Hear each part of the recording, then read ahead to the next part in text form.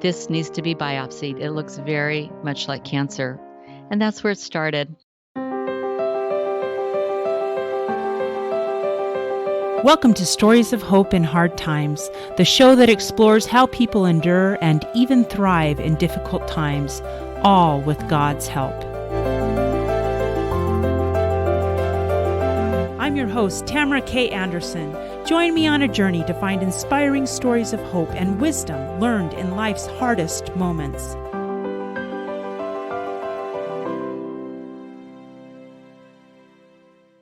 This morning, I'd like to introduce you to a dear friend who is a wife, mother of 6, grandmother of 17, an accomplished violinist, a retired elementary school teacher, who has been inducted into the Hall of Heroes at Nathan Hale Elementary.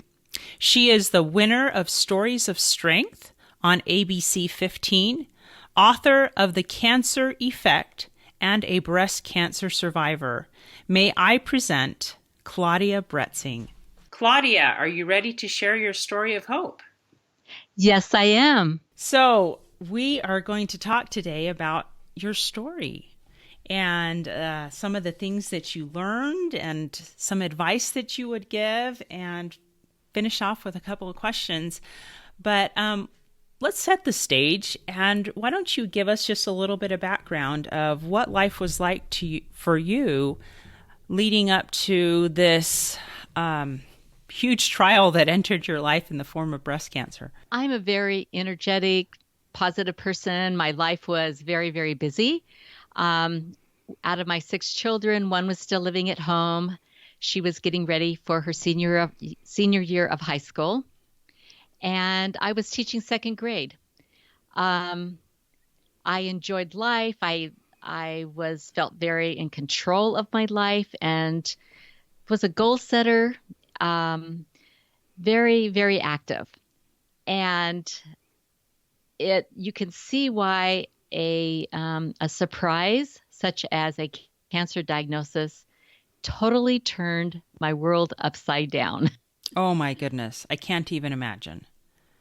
That summer, we were actually, Brittany and I, my youngest, were planning lots of fun things to do her senior year of high school. We were going to, do lunches together. I was excited about taking her shopping for school clothes. It was just an exciting time of life. I was also a busy grandmother. I had some of my grandchildren live in town, so I was always involved in their life and their activities. And I just enjoyed being a mom, a wife, and a grandmother, and a school teacher. Life was good. That is awesome. So what year was this, Claudia? It was 2009. When did you get that diagnosis? Well, what happened was I noticed that one of my breasts looked different. And to the point where my nipple was inverting a little bit. And I just thought, oh, that's kind of strange. Probably old age, you know how you start sagging a little bit here and there. And I was thinking, oh man, this is interesting. But I didn't really pay a lot of attention to it, unfortunately, because I relied on my yearly mammograms, and I had just had a mammogram the summer of 2008. Everything was great. Mm-hmm. I didn't feel a lump, and I was a very busy person. So I didn't take time to even worry about it. Well, it was time for my next mammogram, the beginning of the summer of 2009. And so I went to my nurse practitioner, and I kind of pointed out, okay, look at this breast. It looks a little different to me. What about you? And she didn't seem concerned at all. But she said, we do need to just do another mammogram. And I was concerned about my insurance paying for it. And she said, no, this is diagnostic. So we're just going to go ahead and do it now. And I really wasn't too worried about it. Mm-hmm. But I went, and I was set into a world of worry when they wanted to do an ultrasound on that breast. And after 2 ultrasounds, the radiologist then told me, this needs to be biopsied. It looks very much like cancer. And that's where it started. Oh, my goodness.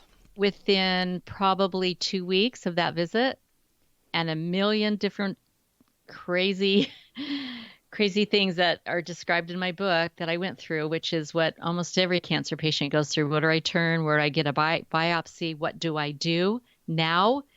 Um, I was diagnosed on July 7th, which happens to be my husband's birthday. Oh, wow. After the diagnosis, then I needed to make an appointment with a surgeon. Finally, I had chosen a surgeon I trusted. And from there, we began the journey. Oh my goodness. So how did especially your daughter at home and your husband take the news? Not very well. They were very supportive. My husband was very positive. I know he worried a lot more than he showed because he's a medical person. He's a dentist. He could understand the terms a lot better than I could. Mm-hmm. My daughter was thrown into a complete chaos in her life. She's already a worrier. She withdrew within herself. Luckily, during her school year, she had a very good counselor that helped her through things and was aware of the diagnosis. So that helped her a lot. She didn't have siblings in the home to talk to. That was really hard. She still struggles a lot, even though it's been 9 years since the cancer diagnosis. She still struggles a lot with the memories. She's the one that's had a hard time reading the book I wrote about my journey, simply because she was such an integral part of everything, and it brings back memories. She won't watch a movie where a person in the movie is diagnosed with cancer or has to deal with cancer. She'll turn it off. It's really hard for her. It's been hard. Yeah, that sounds like it. So we've talked about your husband and your daughter that was a home, but what about you? What were some of the initial emotions and thoughts that were going through your head when this diagnosis was pronounced? Being the optimistic person that I am, I talked myself into, okay, this is okay. I will get the treatment I need, and then my life will resume its normal path. In fact, when I found out I would have to have 6 treatments 3 weeks apart, I set my goal of when the ending would be, which would be the beginning of December. Mm-hmm. And I knew, great, that's great. I love Christmas. I'll be done by then, and everything will return to normal. I can do this. So I tried to face it very optimistically. Of course, what you don't know Mm-hmm. helps you to be optimistic. And so I found, though, that when the physical treatment is over, you still have an emotional battle. And that's what I wasn't prepared for. No one prepares you for this. So one reason I wrote my book is to prepare other cancer patients for what follows the end of your treatment. My treatment actually was extended, and it ended up going through March. So that was a big blow.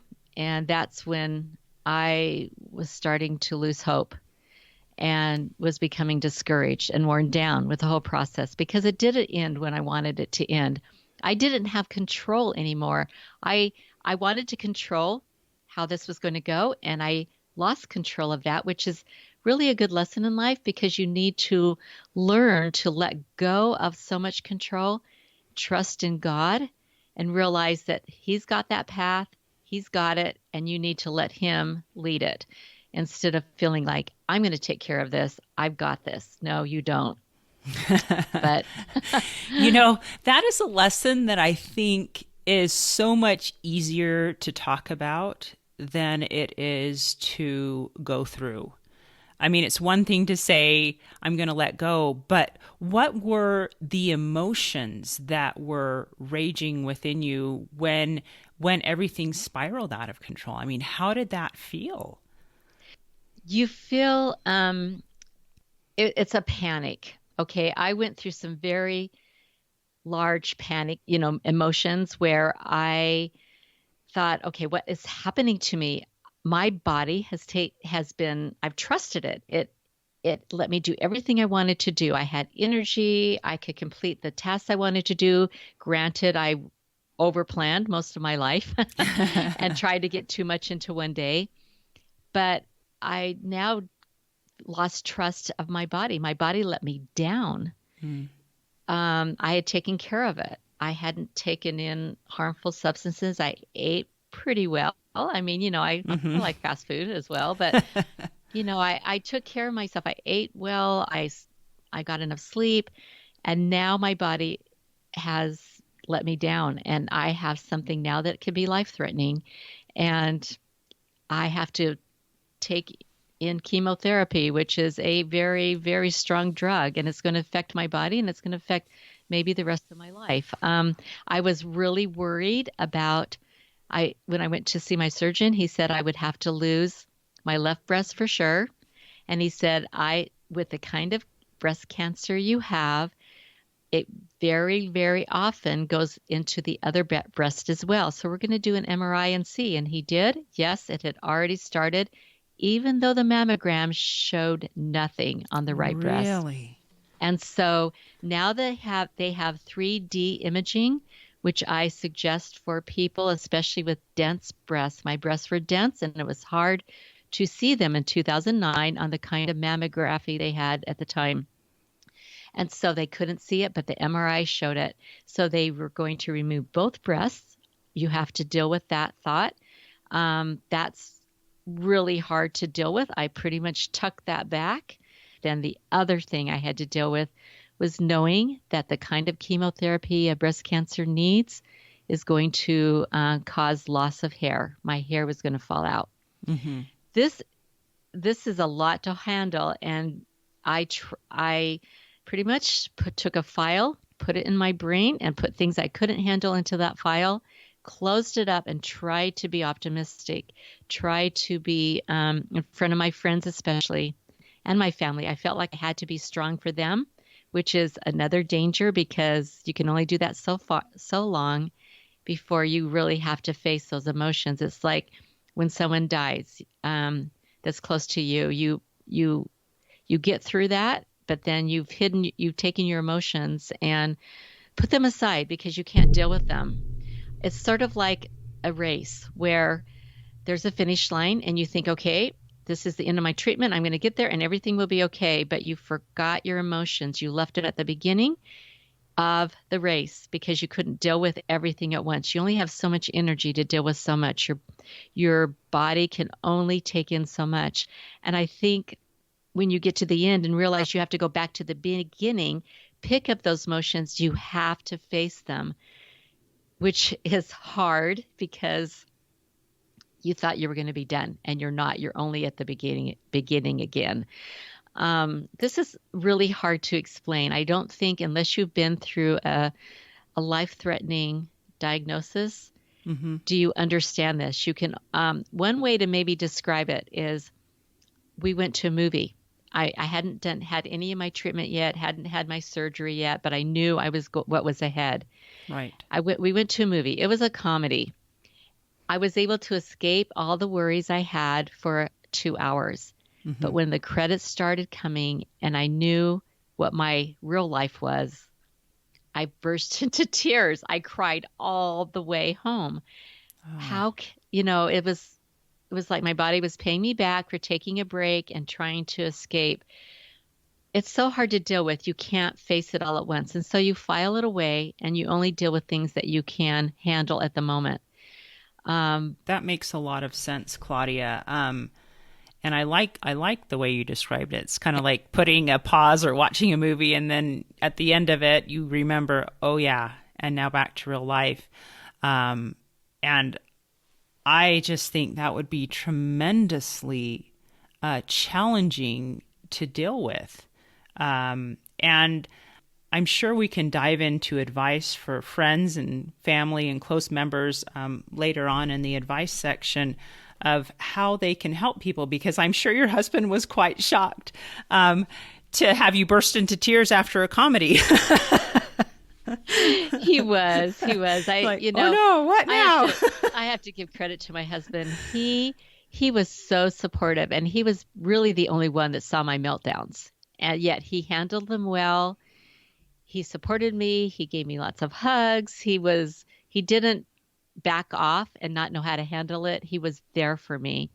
That is so important. Your husband or loved one that's just your next person to you has to be strong and there for you. And I know it's hard for them as well. It was hard for him because he had to still go to work.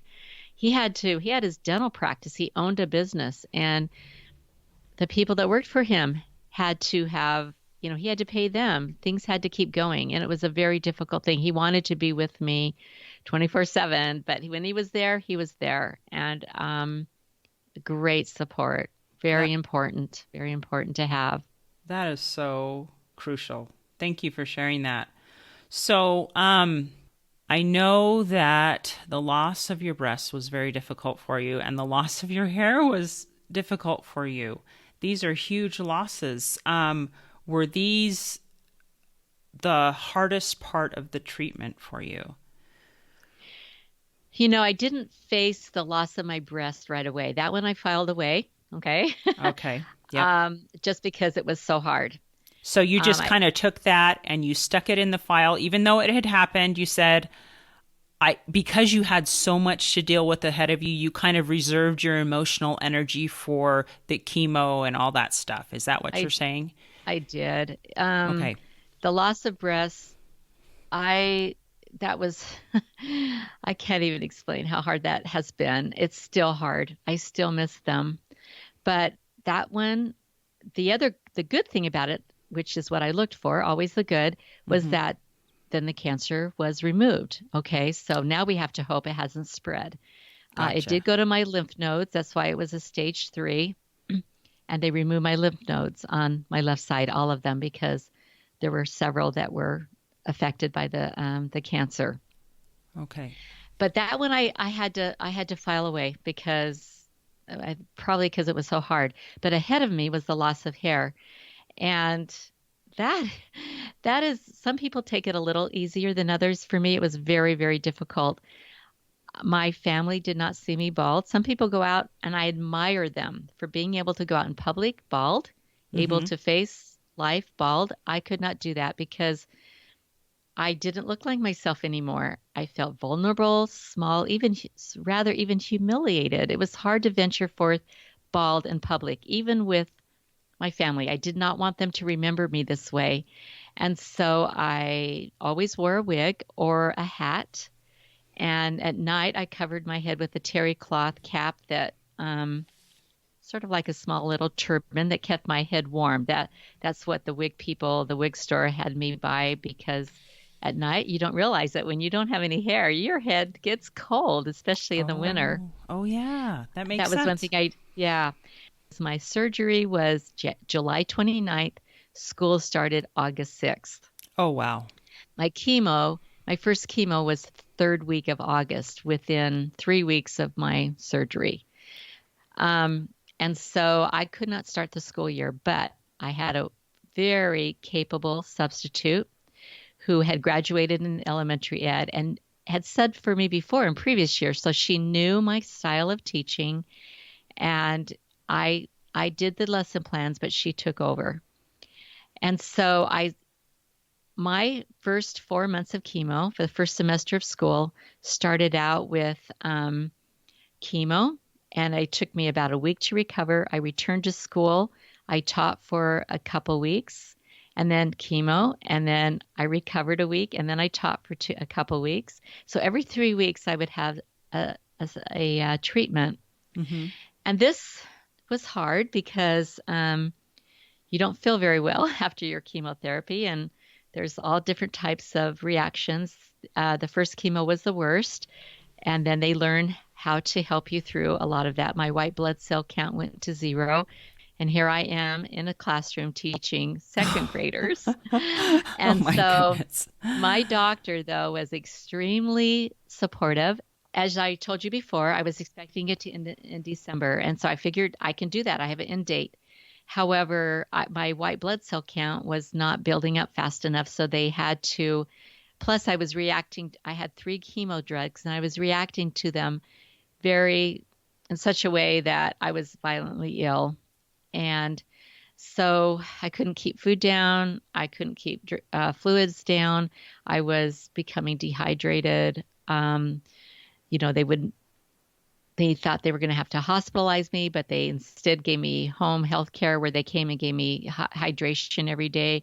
So this could not happen. So they decided to only give me 2 drugs at once and then give me the third drug later, the one I was reacting to. I was actually allergic to the third drug, Oh but my. they still continued to give it to me. So they were going to do that one by itself, which meant now my sessions were going to go far further into the future. Plus that I needed 3 weeks between treatments to build up my white blood cell count. They were hoping they could do them every 2 weeks, but they couldn't. So now I had a very long road ahead, which I was not expecting. Mm-hmm. And let's fast forward now into January. I reached my low because I was so worn out with it. The chemotherapy, one of my side effects was I hardly could sleep. I couldn't sleep very well. And Mm. even in the day, I had a hard time napping because I would get these restless leg syndrome where my legs would feel like I had to get up and walk or I couldn't stand it. They were crawling. It felt like my legs needed to, and even when I walked, I felt like they were just this nerves were crawling up and down it. I don't know how else to explain it. No, They could, that yeah, sounds awful, actually. yeah. And at night I couldn't sleep. I laid there listening to my husband breathe, and it was so discouraging because I knew I had to get up and teach the next day, and I couldn't get my rest. So by the time I reached the 5th month of this, it was extremely difficult to see how I was going to make it through 3 more months. Oh my And goodness, I can only imagine. So it's the psychological yes, plus the physical exhaustion that's finally kicking in. I mean, your chemo is killing a lot of things in your body, and you're like, wait, what's going on? And you're not sleeping. So it was just a combination, wasn't it? it was. And I really believe my third chemo, I was now on the last chemo, caused depression because, Ah, and not having really been a person that easily got depressed, I really wasn't sure what this was because all I knew was I wanted to just put the covers over my head and disappear. I didn't want to talk to anybody. I forced myself on the days I had to teach to get out of bed. By the time I was ready for school, I just sat there and cried, thinking, I have to face 26 second graders today that are energetic, that need to be taught. How am I going to do this? But I forced myself, which was a good lesson to learn how to keep moving mm-hmm. when times are hard. You have to develop a lot of self discipline and courage. I got to school. Many times I was able to overcome it because I became involved in the students' lives. And actually, teaching saved me Do you because think I was going to ask you that? yeah, if I didn't have to go and think of other people and what their needs were and serve them, I would have been so turned into myself that I would have probably stayed in bed all day, which would not have been healthy, mentally or physically. And so the teaching, although it was very difficult, or continuing what you need to do in life, whatever responsibility you have, if you can continue this during your hard times, it helps you build up your hope. It helps you forget about yourself. And through serving others, you are able to come out of that depression somewhat. And then I have to say, I did not do this all by myself. God helped me through this. I prayed. I prayed those times I laid awake in bed. Mm-hmm. I prayed and said to him, you got to help me through this. I don't know how I'm going to do this. And he did. And many times it was a feeling of just warmth surround me, like I haven't left you alone. Mm-hmm. You're not alone in this. But many times it was through physical angels, people at school, friends. They just came along at just the right time, said the right thing. You talked about how I was inducted into the Nathan Hale Hall of Fame. Yes. That's one of the things that pulled me out of this. And I'll tell you that story. Yeah, please This do. is, yeah, I was around close to the end of January, and my principal, she called the meeting and got me there with the idea that it was about our family math night that we were getting ready for. But instead, she said, I need to tell you that our school has decided to paint your picture on the mural of Hale Heroes. Oh. Our mascot was Nathan Hale Heroes, and they had already had a huge wall. It was a huge wall where an artist had come down, and the children had actually helped her paint figures, hero figures. There was a firefighter, a military person, um, a policeman, a teacher. The principal was on there, Mm-hmm. and an astronaut. Just whatever the students felt were heroes in their lives.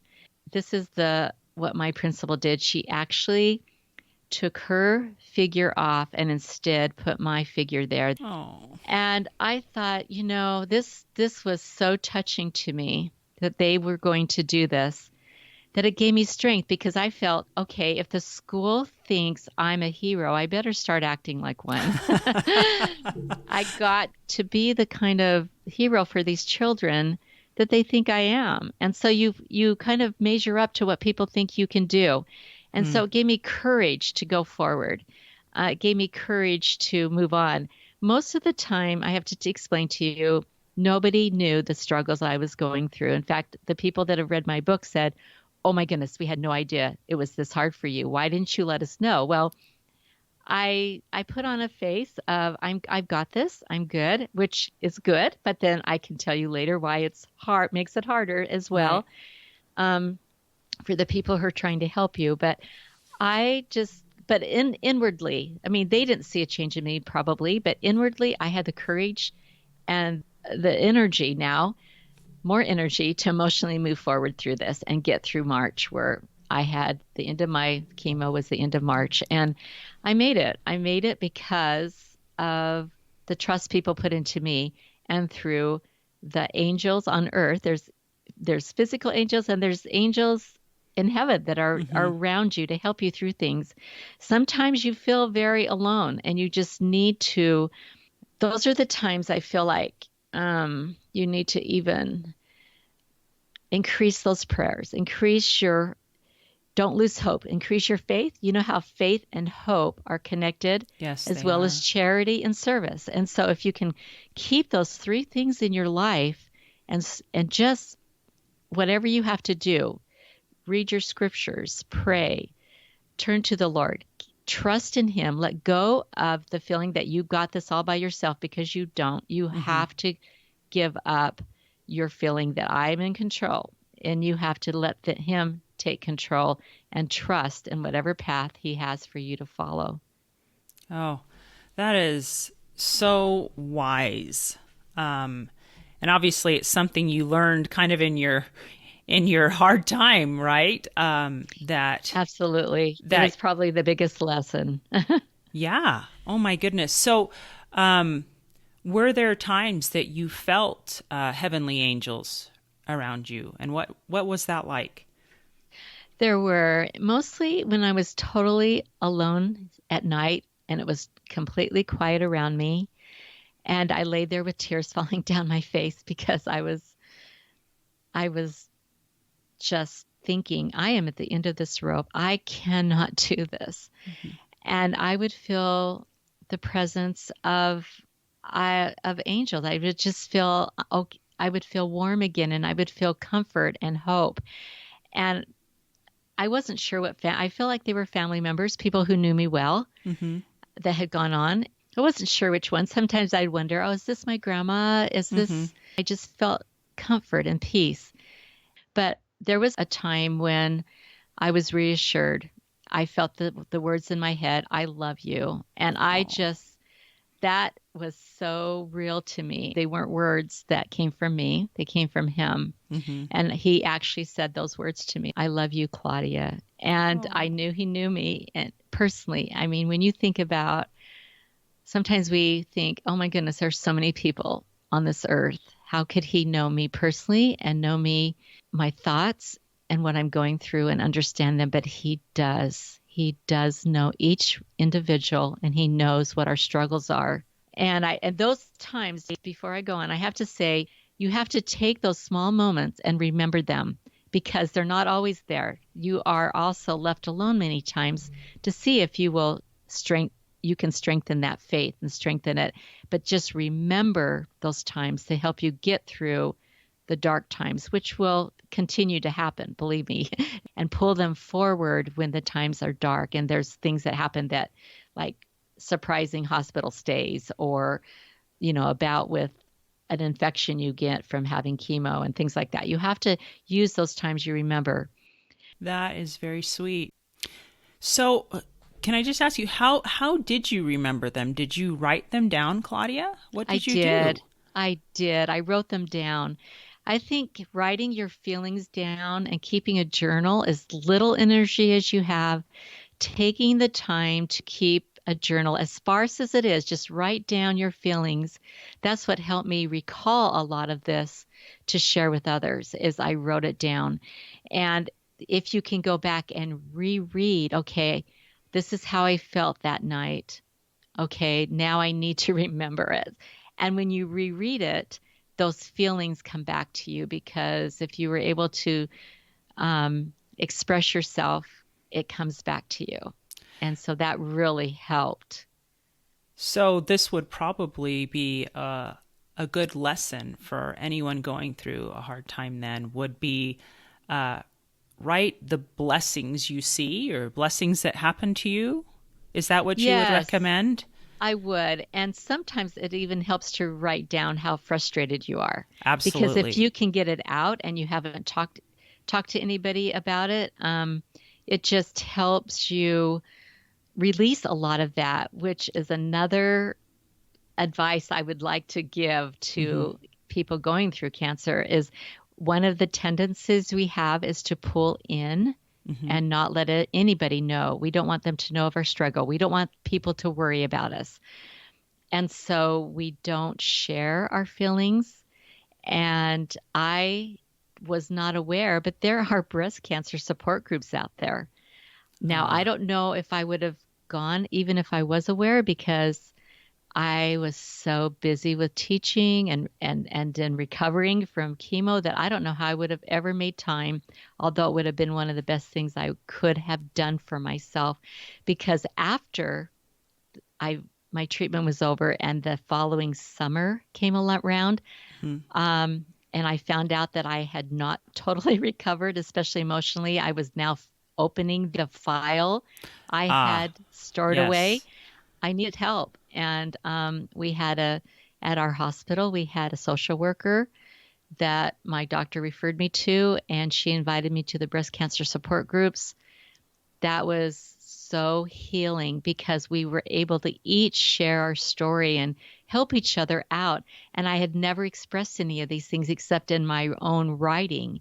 Mm-hmm. And being able to get that out helped me heal. That was one of the best things I did. And if I had done that maybe during the journey, I might have been able to not have so many dark moments of depression. And why am I feeling like this? You feel like nobody else is probably feeling like this. Right. So I don't know if anybody would even understand this. So you keep it inside. But there are people out there that understand so well. And they are the other cancer patients that are going through this. Right. That makes perfect sense. I know I've found that same kind of support in autism support groups through the years because you do feel so alone. And I think the adversary tends to attack when you feel at your lowest point. He Let's just does, drive yes. you lower, right? Oh, yeah, he will do whatever he can to discourage you. And believe me, there are many moments of discouragement, especially when you're not sure if the treatments are working. You're not sure if this is going to be the end or because you hear of people where it returns, it comes back. And is this going to be you? Or are you going to fully heal. It's a lot of fears. You face a lot of fears, and Satan is the author of fear. Yeah. And so you need to be able to overcome fear, and that's another journey. Overcoming Yes. fear. I Yes, it I is. have a lot of that I had to deal with. Oh my goodness. Yes. So you've talked a lot about your story and the things that you did to connect yourself with God, about prayer and reading your scriptures. Can I say one more thing about prayer? Yes, One thing that ch- absolutely. one thing that changed a lot in my prayers was I used to, when I pray, I would talk to God and just at him maybe. Uh But huh. my prayers changed. I was having conversations with him. I felt, like he was answering. I just felt like I was really talking in one-on-one with him. And that made such a difference. I felt like my prayers became more meaningful because I could share with him the things I had a hard time sharing with anybody else because I knew he knew how I felt. And so I expressed myself so much more one-on-one conversation. This is how I feel, and I can't do this. I need help, and this is how my students are. When I return back to school, they're awful sometimes, and Uh I huh. need to be more patient. And how am I going to fulfill my responsibility of teaching them the best I can? I was very hard on myself, and help me not to be hard on myself, and help me. I just Mm-hmm. really needed. It was a conversation, and those prayers will change into a very personal relationship, which will help you through. And so your lesson that you learned going through all of this was the power of listening. Is that Yes. right? Yes. You have to take time to listen. And many times in our busy lives, we just get up from our knees and go forward. We don't, we say our prayers. But because I was awake half the night, I had a lot of time to listen. And I use that time instead of feeling sorry for myself. I listened and I soaked in that warmth. And that's what got me through because I can tell you I was sleep deprived. So I needed the other strength that came from God to get me through many of my days because I don't know, I could not have done it. I did not get enough sleep. And so he gave me the energy and the power to do what I really felt I needed to do and what I had to do. Wow, that's incredible. Was there a Bible verse that became significant to you at this point? Yes, I found it in John 14:27. It's interesting how I found it. I opened my scriptures one day at a low point and I turned right to that verse. I had already marked it in red, so my eyes went right to it, Mm-hmm. which says, peace I leave with you, my peace I give unto you, not as the world giveth, give I unto you. Let not your heart be troubled, neither let it be afraid. And, I just knew that that was a personal verse at that time. It was another way of listening. He was Mm-hmm. speaking that to me. Don't let your heart be troubled. I'm leaving you with peace. Don't be afraid. And that's hard to internalize, but Yes. but that was another thing I could pull up and read often. And just don't be afraid. We can do this. And a big part of cancer is fear. So, along that same line, what advice would you give to friends or family members of someone who is going through cancer? Sometimes they don't know how to react because they are feeling so badly for you, but they don't know how to react. And so they withdraw. And I think I was like that before, Mm-hmm. where I thought, oh, what do I say? And just be yourself. Still come and visit. Um, just realize that we still need your friendship and we need you to treat us as normally as you can, don't consider us, okay, now something's different about you. We are still the same person. Mm-hmm. We are just dealing with a health issue and we need your support. What kind of things did people do that were meaningful to you at that point? People that I guess got it. Just coming over. I needed to see them. I needed to know that, or even a phone call, just to know that they acknowledged the fact they didn't just disappear out of my life. Mm-hmm. Your friends, you wanted them to know and just be there and give you a hug. And sometimes they don't need to say anything. You need to say something to them and they need to listen. Mm-hmm. One thing is that really I'd like to say is to keep your visits as short.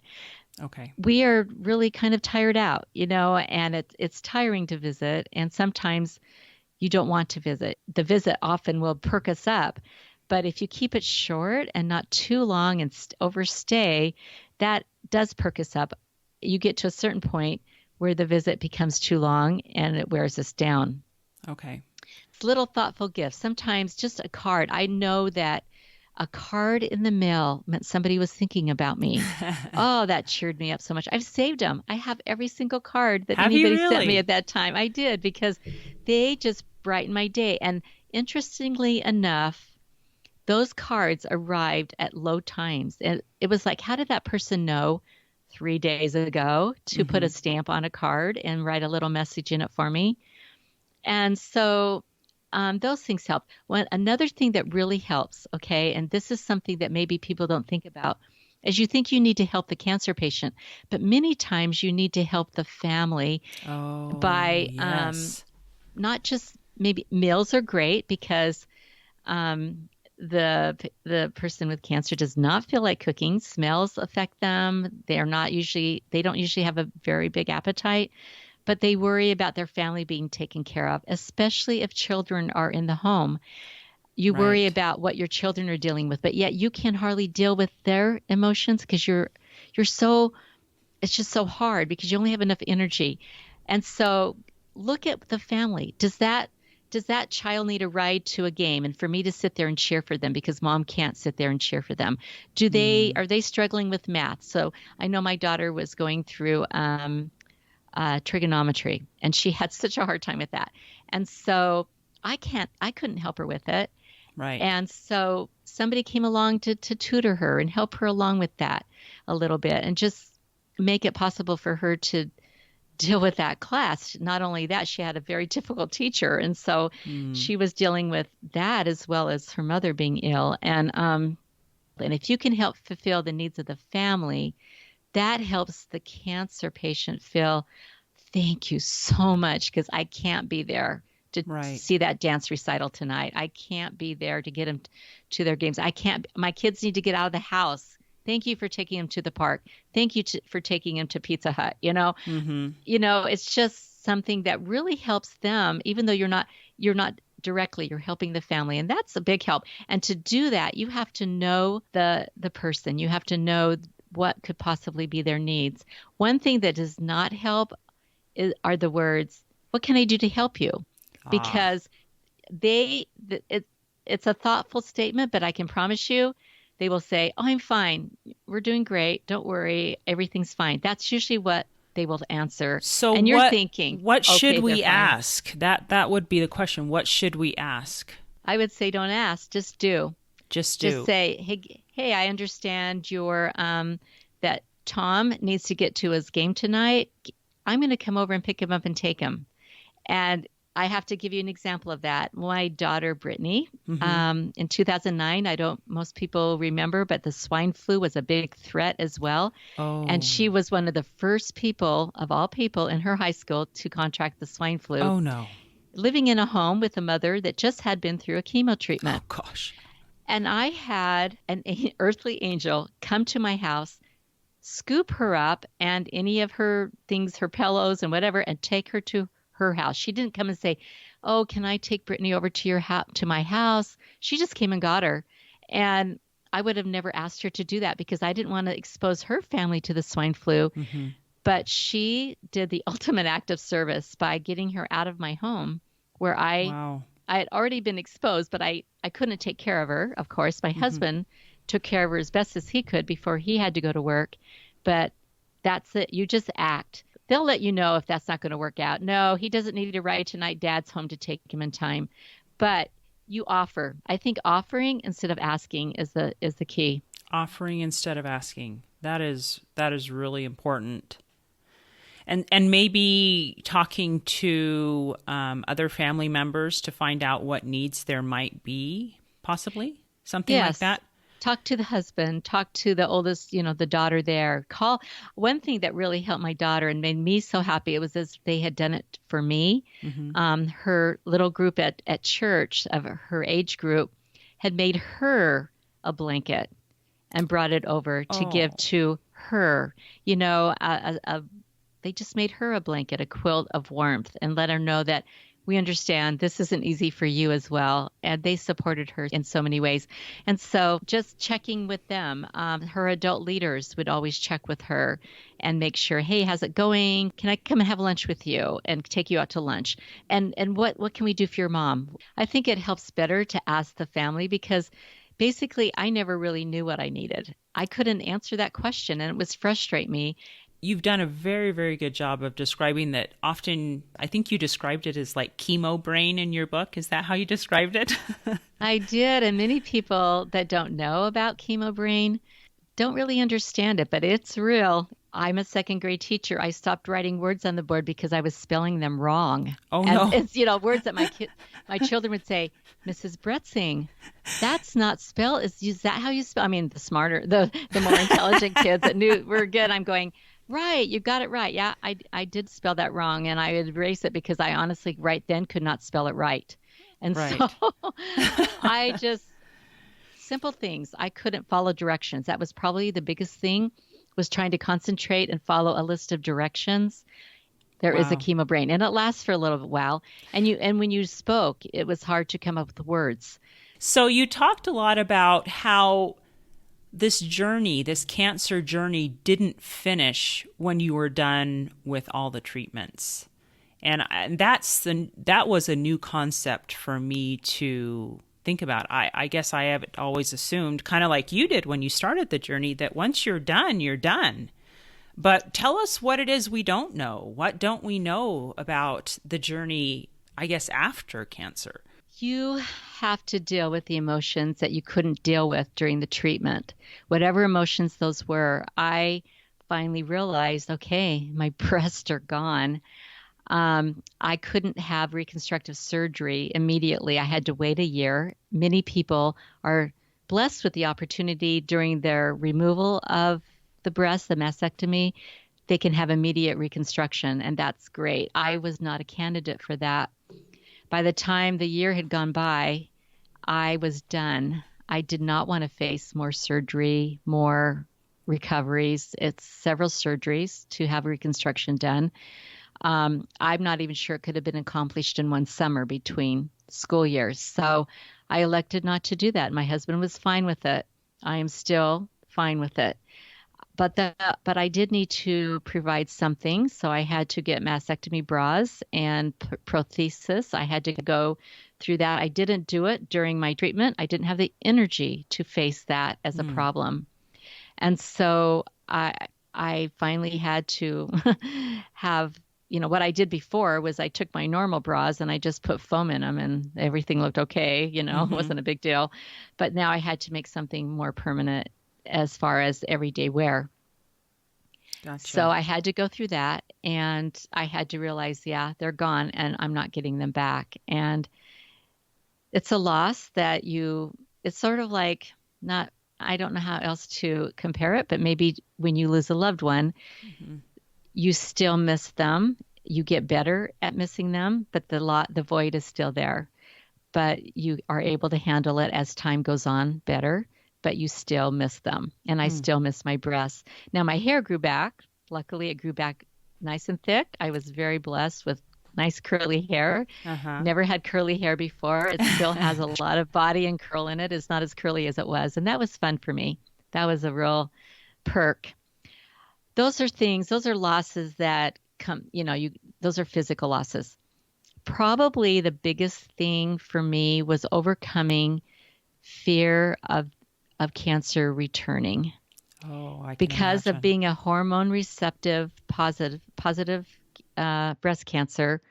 There's always the chance that it's going to come back. And I made the choice because of the horrible side effects to not take the hormone blocker medicine that they prescribe to you. This makes you somewhat of a maybe you could say a hypochondriac, because every time an unusual ache came or something strange happened, I'd tell my oncologist, who happened to be a really great listener. Mm-hmm. Very important to get a good listener for your oncologist. He would reassure me, okay, that one's fine. You're okay.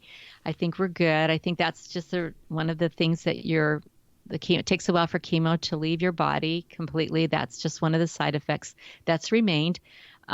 If he was concerned, he would do another scan just to be sure.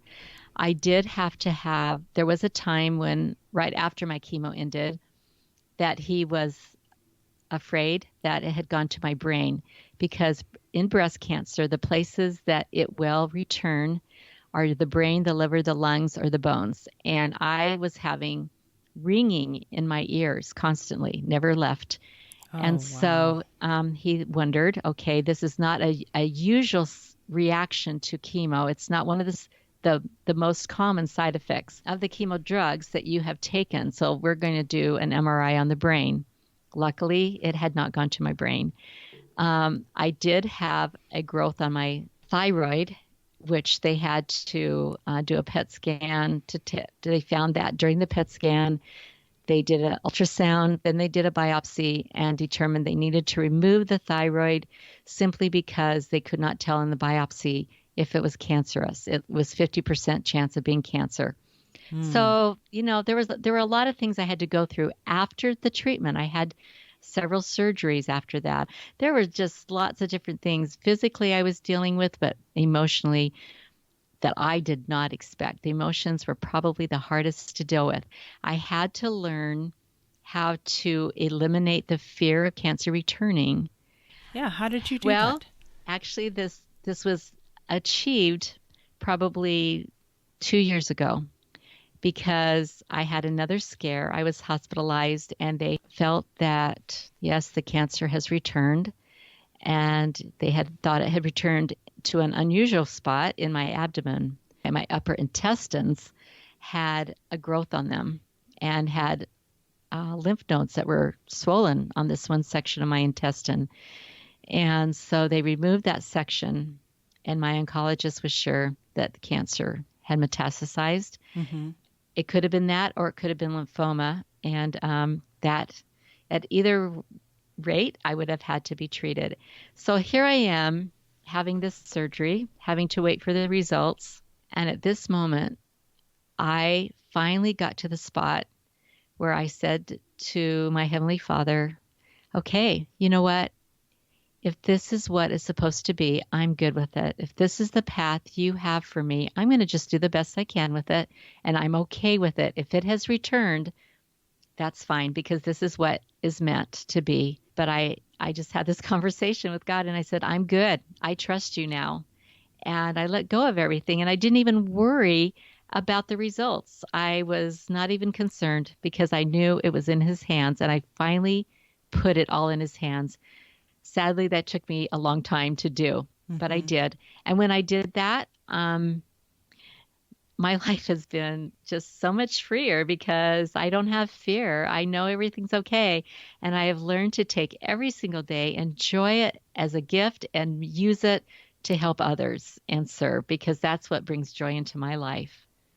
Wow, that is very profound. Do you think it was just years of this just beating you down where you finally said, I can't control this anymore, and you just gave it to God? Was that the trigger? Yeah, because I'm really a religious person, so you'd wonder why it had taken me so long. I don't know exactly how it happened. I think I just needed time, Yeah. and I needed another real scare where they had to do more surgery. And that scare, for some reason, I was able to let go and say, okay, you know what? I don't have control. I'm tired. I'm worn down. I'm tired of worrying. I need to be happy. I love being happy. I Mm-hmm. love not having to have this anxiety. Let's get rid of it. Cancer causes a lot of anxiety, and it took me a while to let go of that. And it didn't help that some of my friends were dying, people I'd met in the cancer community. I could Mm-hmm. see, I would lose friends. It would come back for them, and that was hard for me. And that would also cause doubt. Why them? Why not me? Why am Mm-hmm. I, you know? blessed to keep going. Some of them had children that they were still raising. That was hard. And so I just needed to let go of all that. And the sooner you do that, the better for you and the better for everyone else around you. Wow. Although it doesn't answer all the hard questions, does it? No, it doesn't. You just have to, sometimes those questions are not going to be answered, and you have to be okay with that. You have to be okay with the fact, okay, I don't have to figure this out. I just need to trust. Trust that he's got it figured out then. Yes, and to have hope. Don't lose sight of hope in your life. Hope is what gives you the energy to keep going every single day. Have faith and have hope. I love hope. I appreciate every day. I think people who have been diagnosed with cancer learn to appreciate every day, every moment with loved ones, every flower they walk by. You learn to appreciate it. It's great, and I love life, and I just want to make the best of it. That is awesome. Oh, well, this has been fantastic. Are there any last tips you'd like to share? I would say that for the person diagnosed with cancer, don't panic. Don't panic. Take time to find the right medical team or the right treatment you would like. There's other things. There's other avenues. If you want to go the holistic avenue, check everything out. I went the medical route. I trusted in medical research, and I'm glad I did. I would do the same. But take time to pick your doctors, because if you're not comfortable with your surgeon, if you're not comfortable with your radiologist or your oncologist, there are other ones out there, and you need to be comfortable with them. That made all the difference for me. My oncologist and my surgeon were very personable. They had good bedside manner. They could take the time to listen. They cared about me. They called me at home to see how I was doing. They took time, and you have to be able to relate to your doctor. And in cancer, that's really important. Also, seek out other cancer patients. I wish I had done that because they can help you. They can help you. Look at sometimes there are blogs online of people that you can read what they're doing. If you don't want to visit people face to face, go online and find people. Being able to relate to others helps you not feel so alone. Avoid discouragement. In cancer, you have to expect the unexpected, pick yourself up, and keep going forward. I just think that you can learn from others' experiences. It's a journey. Know that you're going to learn important lessons. Look for the lessons and learn from them. As you go along this journey, you are going to become a better person, more compassionate of others that are going to face this kind of journey. There's a lot of people out there being diagnosed with cancer. You can help them, serve and help them along the way, and you're going to find that you will heal through connecting with others. Very, very wise words. Thank you, Claudia. And you can connect with Claudia on her website, ClaudiaBretzing.com. That's ClaudiaBretzing.com. And her book is The Cancer Effect, and you can find that on Amazon. One other way that you can connect with Claudia is on Facebook. She has a page called The Cancer Effect, and you can follow her there. Thank you, Claudia. Thanks. Hey, thanks so much for listening to today's show. I know that there are many of you out there that are going through a hard time, and I hope you found things that have been useful today as you listen to the podcast. If you would like to access the show notes from today's podcast, visit my website. It is storiesofhopepodcast.com. That is where you'll find favorite quotes from today's episode and shareable memes. And those are fun because you can share them with your friends on social media. You will also find the links mentioned throughout today's episode, so you don't have to remember what those were. And also all the tips that were shared. Sometimes tips are shared so much throughout an episode you forget. What were those great things? So go to the show notes, storiesofhopepodcast.com, to look up these fantastic resources. If someone kept coming to mind during today's episode, perhaps that means that you should share this with them. Maybe there was a story shared or a tip that they really, really need to hear. So go ahead and share this episode with them. May God bless you, especially if you are struggling, with hope to carry on and with the strength to keep going when things get tough. Remember to walk with Christ, and He will help bear that burden. Above all else, remember, God loves you.